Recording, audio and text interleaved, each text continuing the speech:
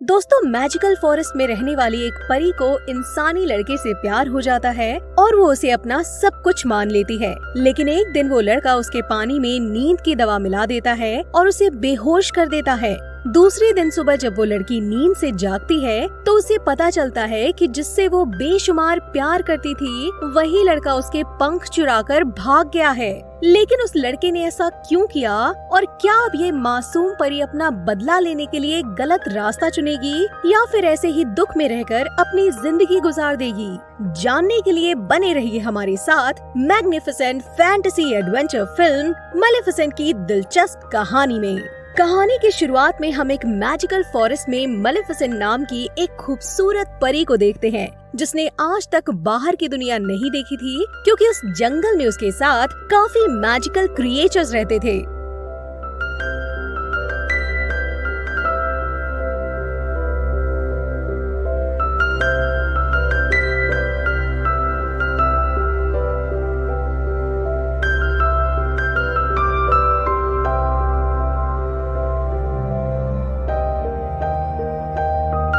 मलेफिसेंट के सिर पर 2 हॉर्न्स के साथ पीठ पर 2 विंग्स भी होती हैं। एक दिन मलेफिसेंट के जंगल में अंदर एक इंसानी बच्चा आता है जिसने यहाँ से एक हीरा चुराया था। इस लड़के का नाम स्टीफन होता है। मलेफिसेंट उससे हीरा वापस लेकर उसे जंगल की सरहद तक छोड़ने के लिए जाती है। यहाँ हम जंगल के पास एक राज्य को देखते हैं जिसका किंग हेनरी इस मैजिकल मूर्स फॉरेस्ट को अपने कब्जे में लेना चाहता है। अब जंगल से जाते वक्त स्टीफन मलेफिसेंट को कहता है कि मेरे माँ बाप गुजर गए हैं, जो सुनकर मलेफिसेंट कहती है कि मैं भी अकेली हूँ। फिर स्टीफन कहता है कि मैं तुमसे मिलने के लिए आऊंगा और हाथ मिलाता है। तभी मलेफिसेंट को करंट लगता है, जो देख स्टीफन चौंक जाता है और मलेफिसेंट उसे बताती है कि तुम्हारी अंगूठी आयरन की है और आयरन परियों को जला देता है। जिसके बाद स्टीफन वहाँ से चला जाता है, लेकिन वो हमेशा मलेफिसेंट से मिलने आता था और धीरे धीरे दोनों में गहरी दोस्ती हो जाती है और धीरे धीरे ये दोस्ती प्यार में बदल जाती है। ऐसे ही समय बीतता है और अब मलेफिसेंट जंगल की सबसे खूबसूरत और ताकतवर परी बन चुकी है।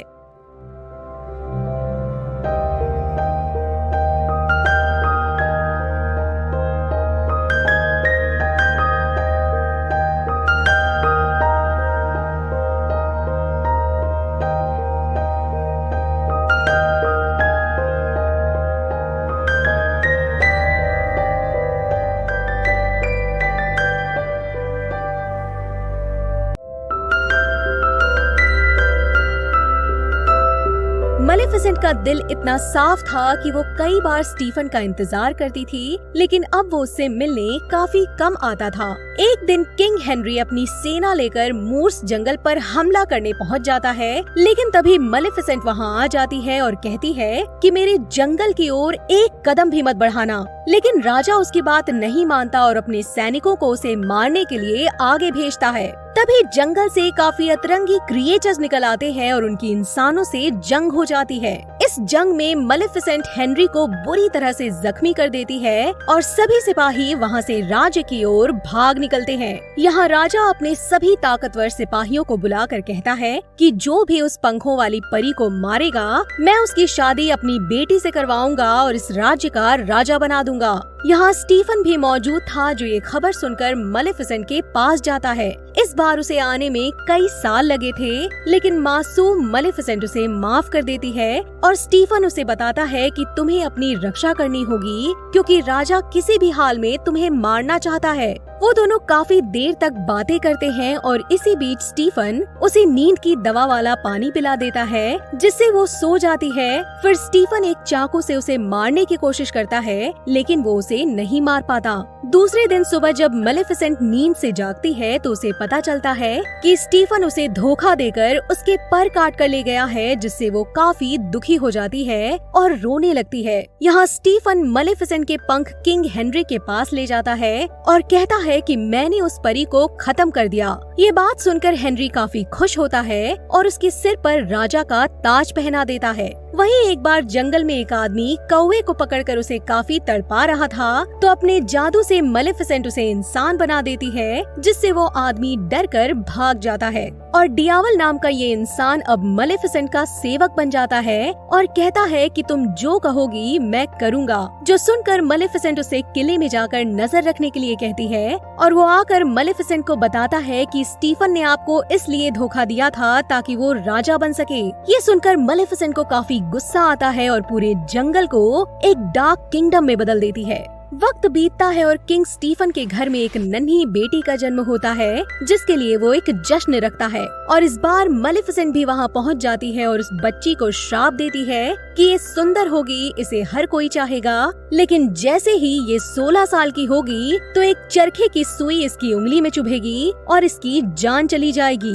ये सुनकर स्टीफन उसके सामने गिड़गिड़ाता है तो मेलेफिसेंट कहती है कि चलो ठीक है, अगर इसके 16th बर्थडे के दिन किसी सच्चे प्यार करने वाले ने इसे किस किया तो ये बच जाएगी। दरअसल 16वें जन्मदिन के दिन ही मेलेफिसेंट ने पहली बार स्टीफन को किस किया था, जिसके बाद मेलेफिसेंट वहाँ से चली जाती है। अब स्टीफन 3 छोटी परियों को बुलाता है और कहता है कि 16 साल के लिए मेरी बेटी ऑरोरा को यहाँ से कहीं दूर ले जाओ तो इसे श्राप से मुक्ति मिले। जिसके बाद स्टीफन अपनी फौज लेकर मेलेफिसेंट पर हमला करने जाता है, लेकिन वो जंगल की चारों ओर ऐसी दीवार खड़ी कर देती है कि कोई इंसान इसके अंदर न आने पाए।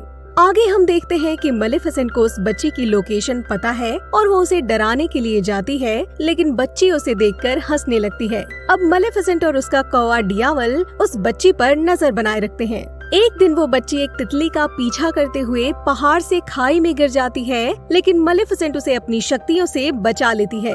दरअसल बच्ची की मासूमियत देख अब मेलेफिसेंट के दिल में उसके लिए एक सॉफ्ट कॉर्नर बन गया है, क्योंकि वो खुद बचपन से दिल की काफी साफ थी, लेकिन स्टीफन की गद्दारी ने उसे ऐसा बना दिया था, इसलिए वो उसका ख्याल रखने लगी थी। समय बीतता है और 15 साल बाद ऑरोरा काफी खूबसूरत बन चुकी है और उसे भी मूर्स जंगल के अंदर जाने की जिज्ञासा जागती है। तो एक दिन मेलेफिसेंट उसे अपने जंगल में आने देती है, लेकिन खुद उसके सामने नहीं आती, लेकिन ऑरोरा उसे बुलाती है और फिर वो उसके सामने आती है। ऑरोरा उसे देख खुश हो जाती है और कहती है कि मुझे पता है कि आप मेरी गॉड मदर हो, क्योंकि बचपन से आपने मेरा ख्याल रखा है। और वो उस कौवे यानी डियावल को भी बुलाकर कहती है कि मैं तुम्हें भी पहचानती हूँ। जिसके बाद धीरे धीरे ये दोनों एक दूसरे के करीब हो जाती हैं और मेलेफिसेंट भी ऑरोरा को अपनी बेटी मानने लगती है। इसलिए एक बार जब ऑरोरा सो रही थी तो मेलेफिसेंट अपनी सारी शक्तियों का इस्तेमाल करके श्राप को वापस लेने की कोशिश करती है, लेकिन इतना पुराना श्राप अब वापस नहीं लिया जा सकता था। दूसरी ओर किंग स्टीफन अपनी बेटी की फिक्र में पूरी तरह से डिप्रेशन में जा चुका है और वो हमेशा एक अंधेरे कमरे में मेलेफिसेंट के इंतजार में बैठा रहता है। यहाँ हम देखते हैं कि ऑरोरा मेलेफिसेंट से मिलने आई थी और वो उसके पंखों के बारे में पूछती है, तो मेलेफिसेंट उसे कहती है कि मेरे भी काफी खूबसूरत पंख थे, लेकिन किसी ने उन्हें मुझसे चुरा लिया। आगे ऑरोरा उसे कहती है कि कल मेरा बर्थडे है और मैं 16 साल की होने वाली हूँ, इसलिए कल मैं अपनी आंटी यानी उन 3 परियों को कहकर हमेशा के लिए आपके पास रहने आ जाऊंगी। अब यही जंगल में ऑरोरा को फिलिप नाम का एक लड़का मिलता है जो रास्ता भटक गया था और दोनों एक दूसरे को पहली नजर में ही पसंद कर लेते हैं, जो देख मेलेफिसेंट काफी खुश हो जाती है क्योंकि वो चाहती थी कि ऑरोरा को श्राप से मुक्ति मिले। जिसके बाद ऑरोरा उन 3 परियों के पास जाकर कहती है कि मैं अब मेलेफिसेंट के साथ रहना चाहती हूँ। जो सुनकर वो परियां उसे पास्ट में हुई पूरी घटना बता देती है। ये सुनकर ऑरोरा काफी हैरान हो जाती है और मेलेफिसेंट के पास जाकर पूछती है कि क्या ये सब सच है, तो मेलेफिसेंट कहती है कि हाँ ये सब हुआ था। जो सुनकर ऑरोरा रोती हुई वहाँ से भाग जाती है और अपने पिता के पास जाती है। हालांकि ऑरोरा को देखकर स्टीफन काफी गुस्सा हो जाता है क्योंकि उसने उन परियों को कहा था कि ऑरोरा को उसके 16वें जन्मदिन के एक दिन बाद लेकर आना, लेकिन वो एक दिन पहले ही यहाँ आ चुकी थी। इसलिए स्टीफन उसे एक कमरे में बंद कर देता है, लेकिन मेलेफिसेंट का श्राप शक्तिशाली था कि जन्मदिन के दिन ही ऑरोरा अपने कमरे से भागकर उस रूम में चली जाती है जहाँ आज से 16 साल पहले स्टीफन ने राज्य के सभी कील वाले चरखे बंद करके रख दिए थे और वो उसमें से एक चरखे की कील पर हाथ रख देती है, जिससे वो वहीं बेहोश होकर गिर जाती है और अब उसकी जान कभी भी जा सकती है। दूसरी ओर मलेफिसेंट उस लड़के फिलिप को ढूंढती है जो ऑरोरा को पसंद करता था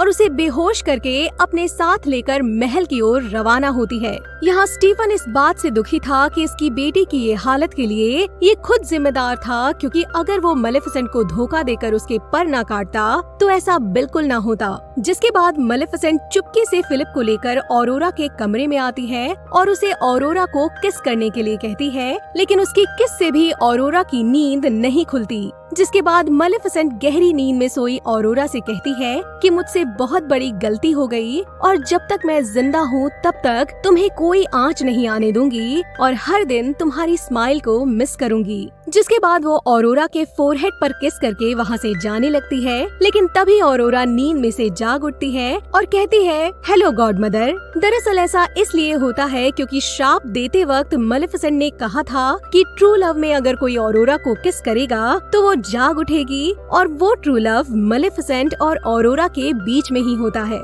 अब ये दोनों मूर्स जंगल में जाने लगती हैं, लेकिन तभी स्टीफन के लोग आकर मलेफिसेंट को एक लोहे के झाल में फंसा देते हैं, क्योंकि मलेफिसेंट ने स्टीफन को बचपन में कहा था कि लोहे के संपर्क में आते ही हम परियां कुछ नहीं कर पाती और वो हमें जला देता है। यहाँ भी कुछ ऐसा ही होता है, लेकिन मलेफिसेंट अपने कौवे यानी डियावल को ड्रैगन बना देती है, जो अपनी आग से सैनिकों को जलाने लगता है और मलेफिसेंट को आजाद कर देता है। लेकिन फिर लोहे के कपड़े पहने स्टीफन मलेफिसेंट के सामने आता है और उसे मारने लगता है। दूसरी तरफ महल में ऑरोरा एक बक्से में कैद मलेफिसेंट के पर देखती है और बक्से को जमीन पर गिराकर वो उन्हें आजाद कर देती है, जिससे वो जाकर एक बार फिर मलेफिसेंट की बॉडी से जुड़ जाते हैं, जिससे वो पहले की तरह ताकतवर हो जाती है और स्टीफन को उठाकर किले की छत पर ले जाती है।